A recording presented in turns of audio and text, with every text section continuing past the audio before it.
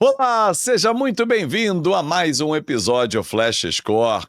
É hora de falar daquele derby, daquele clássico que mexe com duas gigantes torcidas do nosso país. Mas antes, eu peço a você para deixar o seu like, já comentar a tua expectativa, placar para esse grande jogo Palmeiras e Corinthians.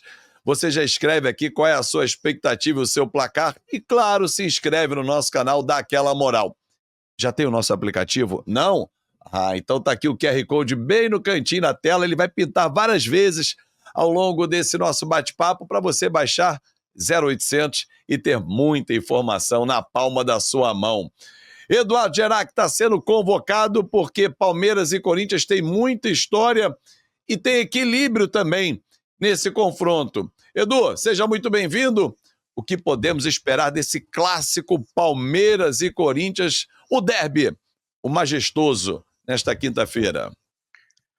Olá, Fábio, grande abraço a você, a todo mundo que nos acompanha nesse pré-jogo.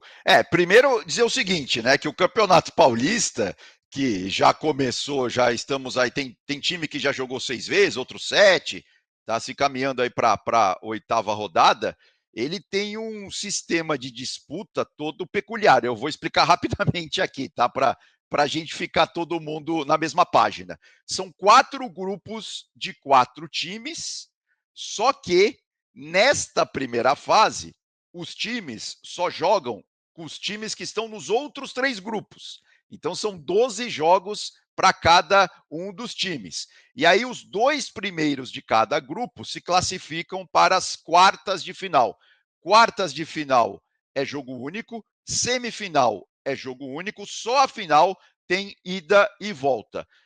Mas e a classificação geral? A classificação geral do campeonato, né, ou seja, os 16 times, serve para 2 coisas. Primeiro, para definir o mando de campo quando chegar o mata-mata e para definir o rebaixamento. Os 2 últimos vão para a Série B aqui, né, do Campeonato Paulista. Bom, dito isso, fechando parênteses e tal, bom, Fábio, uma coisa que está surpreendendo a todos aqui em São Paulo e a mim também, é porque o Campeonato Paulista, né, sempre é tratado como laboratório pelos grandes, né? É verdade que os times já colocam os seus titulares, ou pelo menos colocam times mistos, só que esse ano, eu não me recordo dos últimos anos ser assim também. O ânimo, né, a vontade que os jogadores estão entrando, pilhados até pela torcida, principalmente nos clássicos, tem sido uma coisa, parece já, sei lá, fase final da Copa do Brasil, né?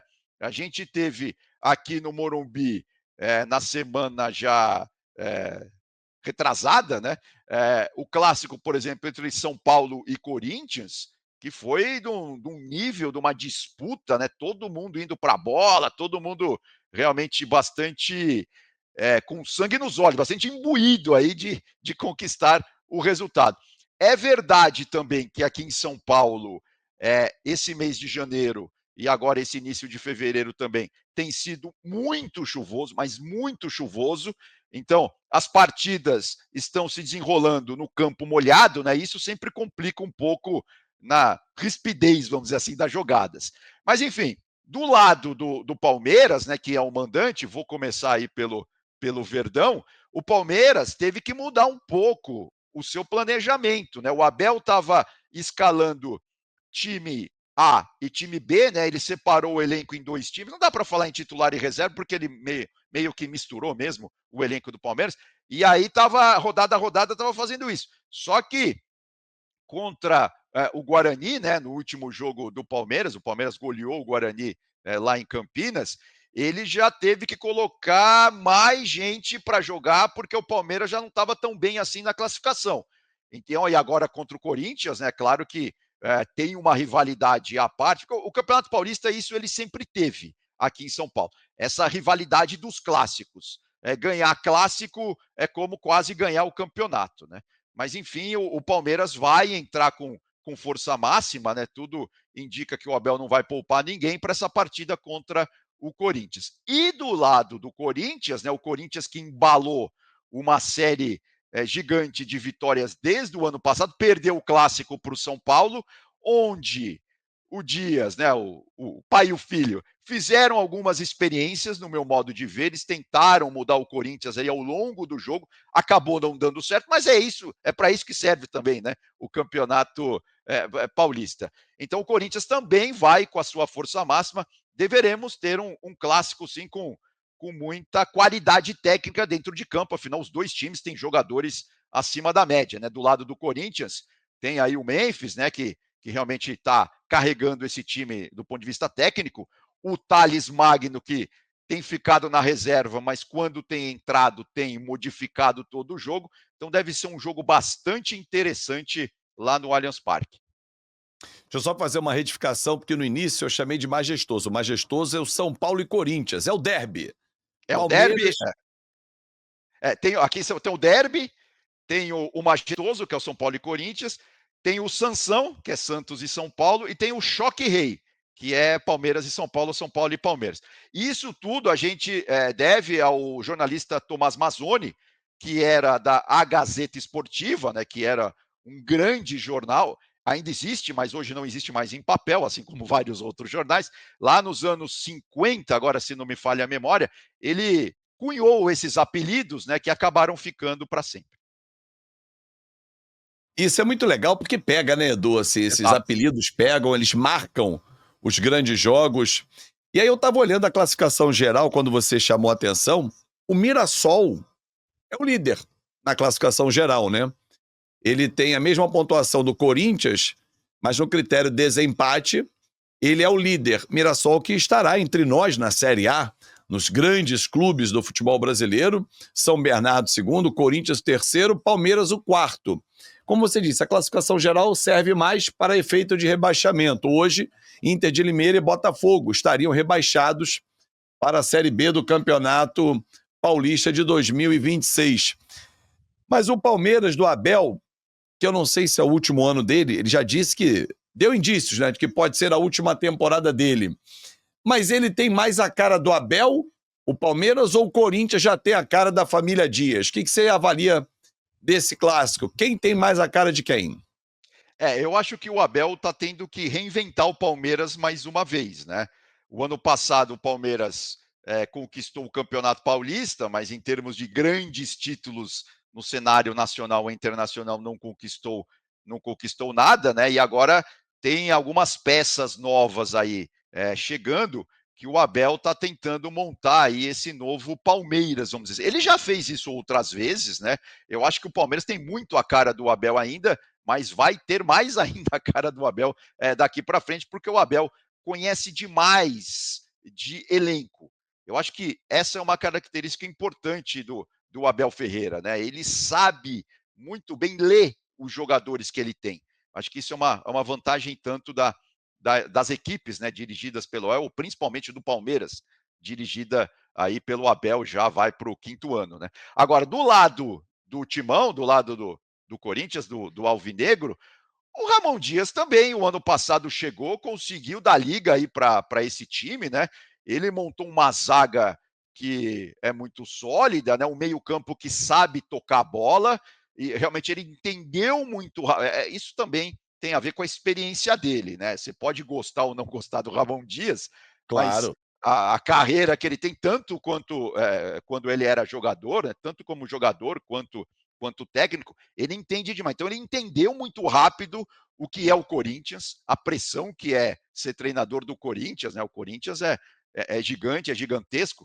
Então ele conseguiu virar a chave rapidamente, né? Tirou o Corinthians do rebaixamento e tudo indica que esse ano o Timão vai ter um ano bem mais tranquilo, a não ser, né, porque o Corinthians sempre tem a turbulência da diretoria ali fora das quatro linhas, a não ser que isso atrapalhe demais o trabalho ali do CT para dentro. Então vamos ver como isso se desenvolve. Agora, Fábio, o derby, assim, para quem não é de São Paulo ou para os mais novos, né, tem uma coisa que os campeonatos regionais até os anos 90 eles eram tão importantes quanto o campeonato brasileiro, quanto o campeonato nacional. Tanto que aqui em São Paulo era quase meio a meio, eram 6 meses para o paulista e 6 meses para o brasileiro e para as outras competições.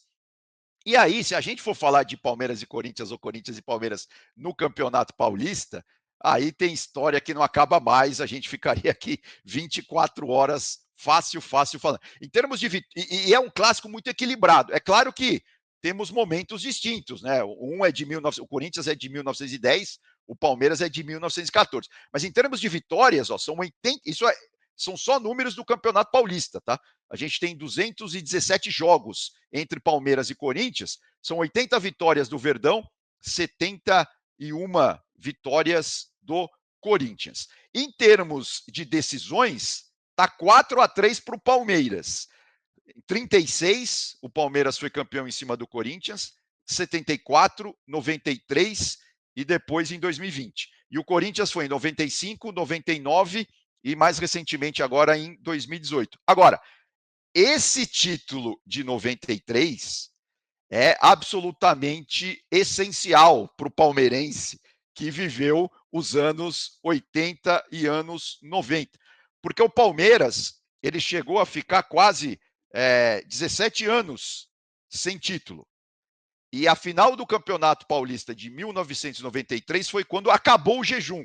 O Palmeiras dos anos 80, ele perdeu uma final do Campeonato Paulista para Inter de Limeira. Ele foi motivo de... Na época nem tinha meme, mas foi a piada pro Morumbi lotado, porque na época só tinha o Morumbi, né? O Morumbi lotado e a Inter de Limeira aprontou para cima do Palmeiras, né? Era muito raro.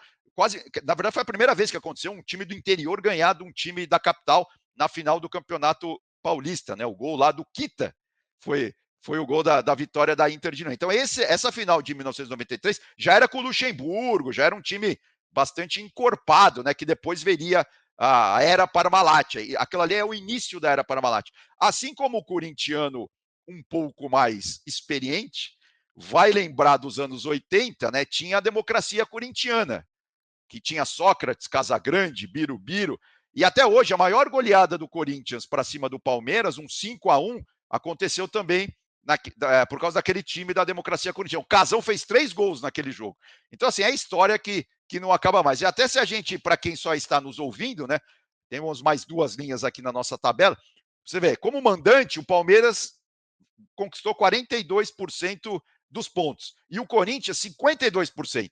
Ou seja, é bastante equilibrado. Em termos de gols marcados, né, são 292 do lado do Palmeiras, uma média de 1,35, e do lado do Corinthians, 306, uma média de 1,41. Então, assim, é história que não acaba mais, e mais uma vez a gente vai ter a história aí sendo contada entre Corinthians e Palmeiras, Palmeiras e Corinthians. E tenho certeza que esse capítulo será escrito com grande maestria, porque vai ser um grande clássico de 2 times que estão lutando na parte alta da tabela. Edu, grande abraço, prazer mais uma vez ter você aqui para esse nosso pré-jogo e até a próxima. Valeu, Fábio, grande abraço, até a próxima. Valeu, tchau. Valeu, galera, muito obrigado pela sua audiência. Deixou o seu like? Comentou, compartilhou, então vamos juntos. E não esqueça, baixe o nosso aplicativo também Flashcore. Tá aqui o QR Code, pode escanear. É de graça, é informação na palma da sua mão, porque Campeonato Paulista também é na Flashscore. Até a próxima!